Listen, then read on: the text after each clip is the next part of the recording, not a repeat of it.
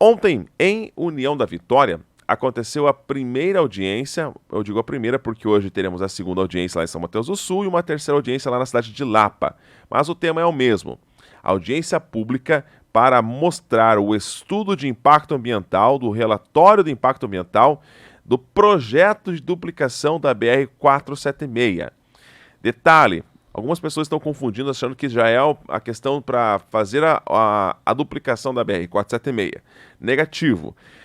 Tudo no setor público demanda da questão burocrática. É vários passos até chegar lá no início das obras. E a gente está ainda engatinhando nisso, tá?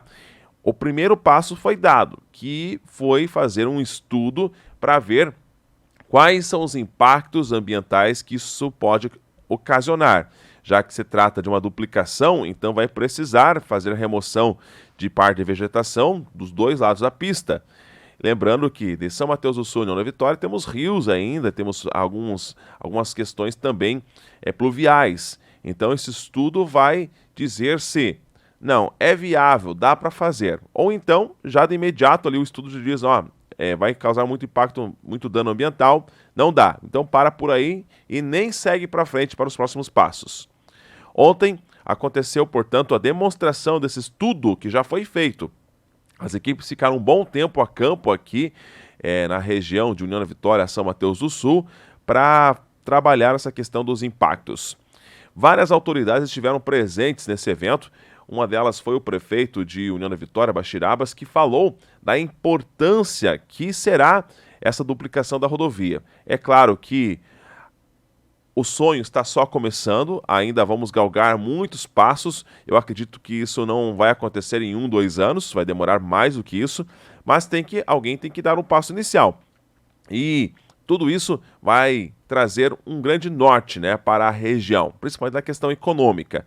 Hoje, a rodovia 476, profissionais que atuam como caminhoneiros sabem muito bem, né, que preferem muitas vezes usar outros trajetos do que encarar essa rodovia que não é duplicada, que está em péssimas condições, que não tem sequer uma sinalização decente. Vamos ouvir o prefeito Bachirabas falando sobre o tema. Um momento significativo para a União da Vitória, mais um passo. São diversos passos que precisam ser dados e esse é mais um passo para a realização de um sonho.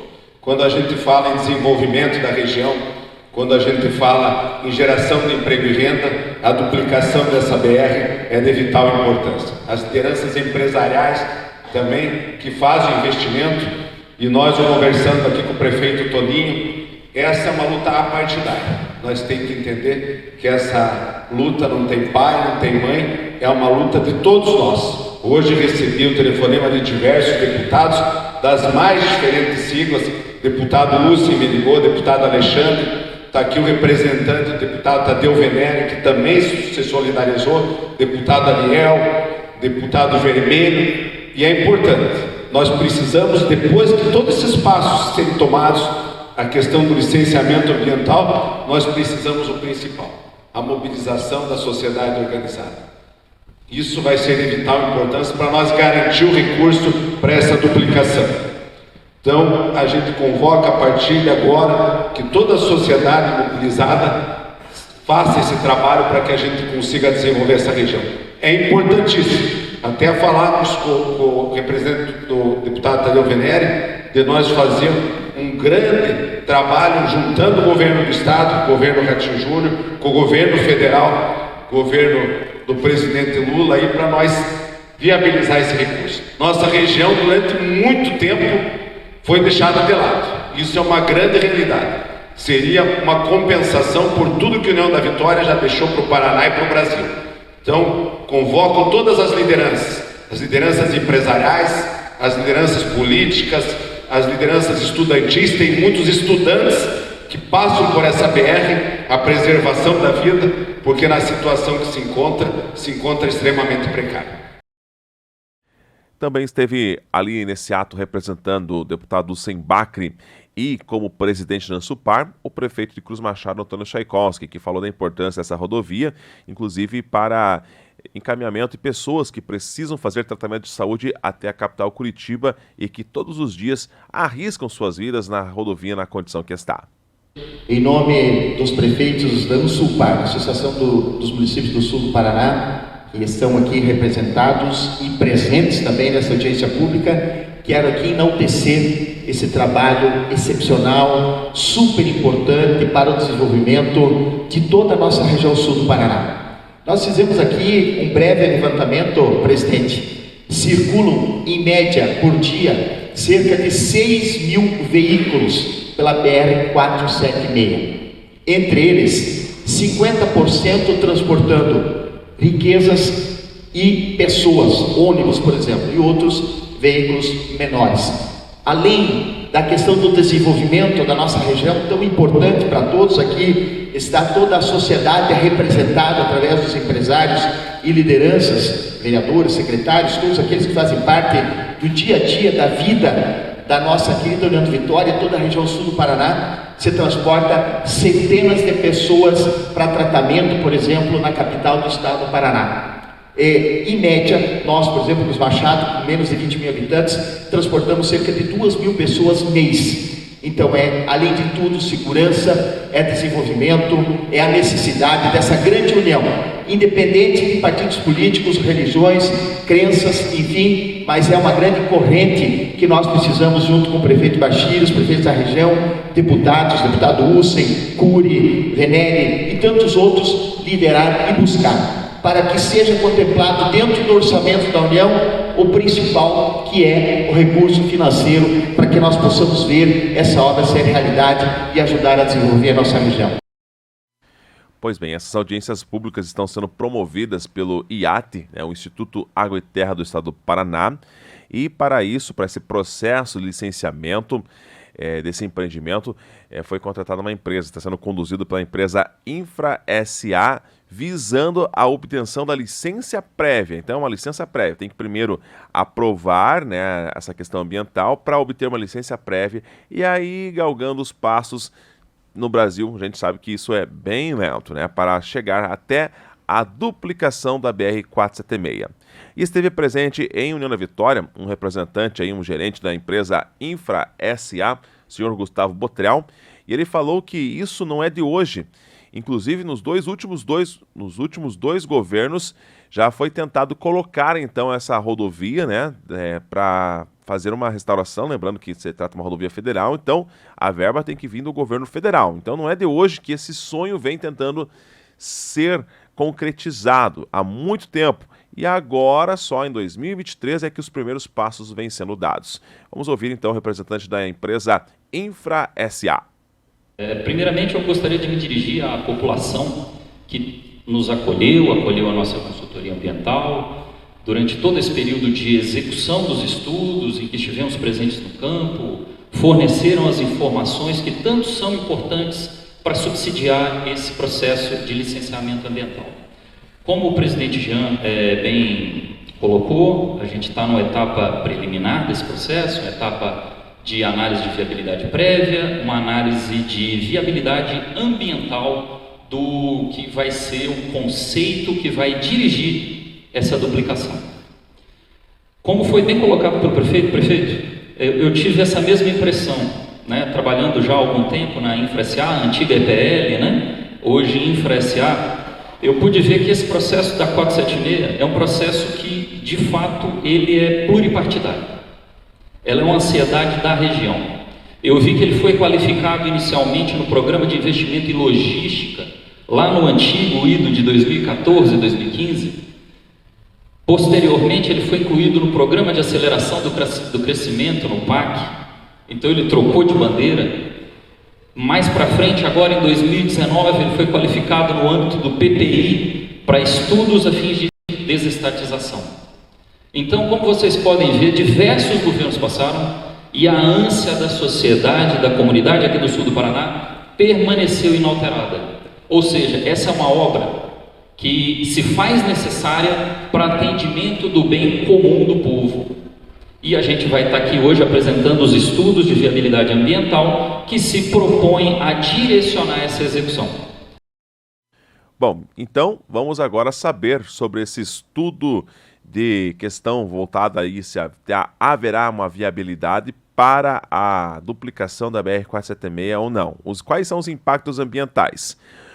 O estudo foi ontem mostrado por cerca de 45 minutos. Claro que a gente não vai mostrar ele na íntegra, até porque não temos tempo propício para isso, mas eu resumi aqui alguns poucos trechos para que você possa compreender, então, se haverá essa questão ambiental, se pelo pessoal da ambiental, não, pode fazer a duplicação. Não, opa, vai causar muitos danos ambientais.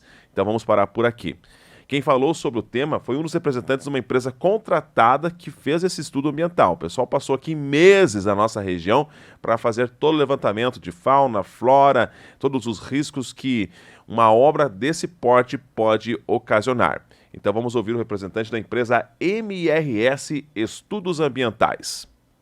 O EARIMA é um estudo que visa objetivo ver a viabilidade do empreendimento, os impactos decorrentes das obras de duplicação e a proposição de medidas mitigadoras, justamente para minimizar esses impactos, tanto no meio social como no meio biótico, fauna e flora e meio físico.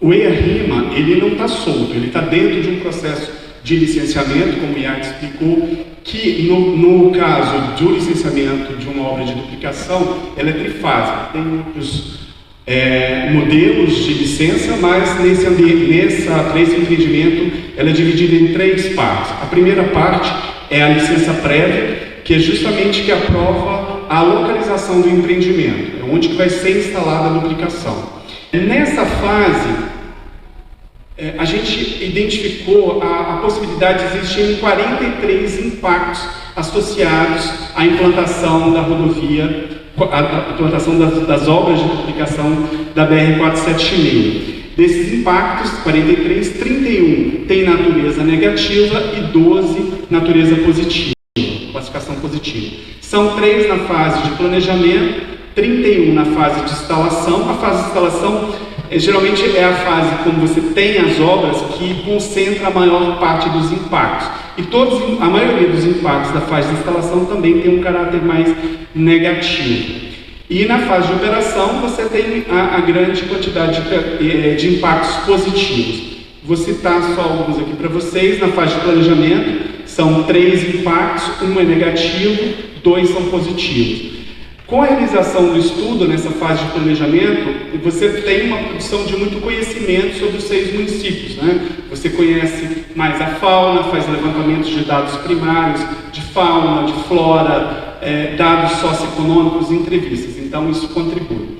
Você tem uma expectativa positiva em relação a um empreendimento, e isso é considerado um impacto positivo. Só que também você tem alguma ansiedade, você tem dúvidas em relação. Então, esse sentimento das pessoas em relação a quando vai acontecer o empreendimento é considerado uma ansiedade e tem um caráter negativo.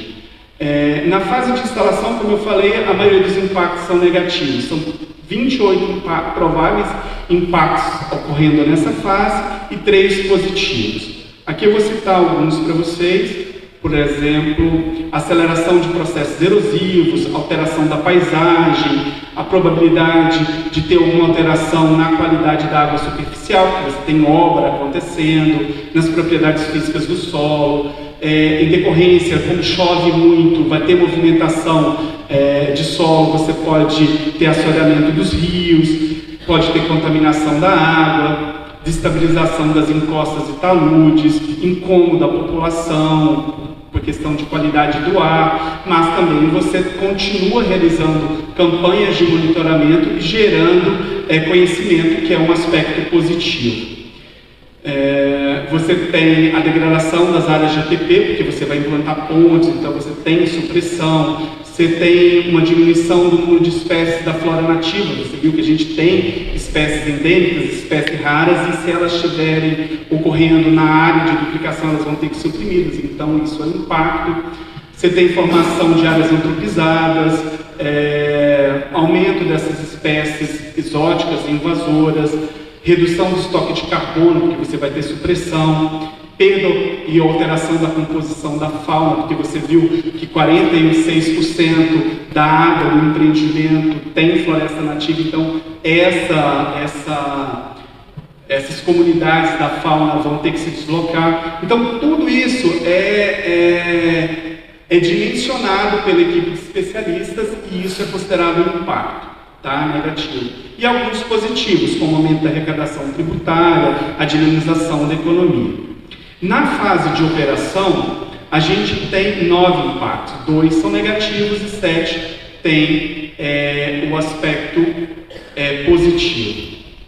O aspecto positivo, a gente continua tendo ampliação de conhecimento, porque você vai ter campanhas de monitoramento de fauna atropelada, então você vai gerar conhecimento, mas você tem um aumento de risco de acidentes com a fauna, porque a fauna ela se locomove e antes ela atravessava uma rodovia não duplicada. Com a duplicação, o percurso é maior, então o risco de ser atropelado é maior. Você também tem o transtorno da população, né? Que às vezes você fazia o percurso mais rápido, né, num sentido, e agora você vai ter que ir a um acesso, fazer o retorno. Isso às vezes a população cita isso como um aspecto negativo.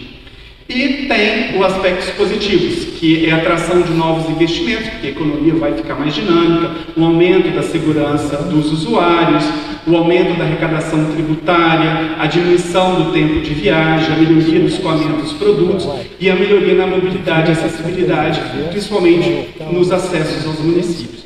E, finalizando todo o estudo, a gente faz a conclusão. A conclusão é com base em tudo que eu falei anteriormente e a gente tem quais considerações? Sem a duplicação, o aumento da segurança, todos os benefícios vinculados à duplicação não vão ocorrer.